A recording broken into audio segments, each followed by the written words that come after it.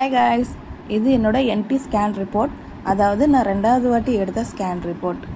4.2 mm இருந்துச்சுங்களா. அதுக்கப்புறம் நம்மளுக்கு எப்பயுமே 3 months டபுள் மார்க்கர் டெஸ்ட் எடுக்க சொல்லுவாங்க. அதாவது பிளட் டெஸ்ட் எடுக்க சொல்லுவாங்க இல்லையா, அது எடுக்கவும் இல்லை. ஏன்னா எனக்கு இதுவே ரொம்ப ரிஸ்க்குன்ற மாதிரி சொல்லிட்டாங்க. ஸோ நான் ரொம்ப ஃபீல் பண்ணேன். ஃபஸ்ட்டு பேபி இல்லையா, அது இல்லாமல் மற்றதெல்லாம் நார்மலாக இருந்துச்சுங்க. பாருங்கள், ப்ளசண்டா லிக்யூரில் நார்மலாக இருந்துச்சு. பேபியோட ஆக்டிவிட்டி, ஹார்ட் ரேட்டு எல்லாமே நார்மலாக தான் இருந்தது. ஹார்ட் ரேட் கூட பாருங்கள், அந்த ஸ்கேனில் 160 இருக்கும், இதில் 162 இருக்குது. ஓகேங்களா. இதுக்கப்புறம் என்ன ஆச்சுன்னா, ஸோ இந்த மாதிரி 4.2 இருந்தது. எனக்கு ரொம்பவே ஷாக்கிங்காக இருந்தது. ஏன்னா அதில் 3.35 தான் இருந்தது, இதில் 4.2 இருந்தது. நான் சரி நம்ம குழந்தை மூளைவளர்ச்சி குறைபாடாக தான் பிறக்க போகுது அப்படின்னு ரொம்பவே பயந்துட்டேன். ஸோ அப்புறம் எனக்கு கவுன்சிலிங் கொடுத்தாங்க.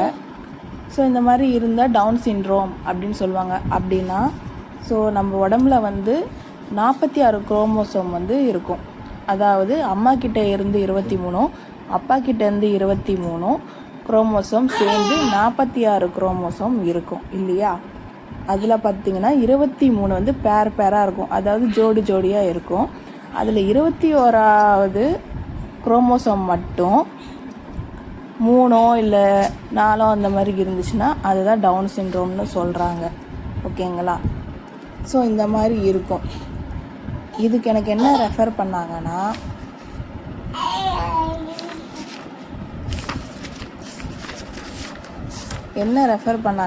இங்கே பாருங்கள், அதை சொல்லியிருப்பாங்க. டிஎன்ஏ டெஸ்ட் எடுப்போம் இல்லையா, சிவிஎஸ் டெஸ்ட் எடுக்க சொல்லி எனக்கு ரெஃபர் பண்ணாங்க.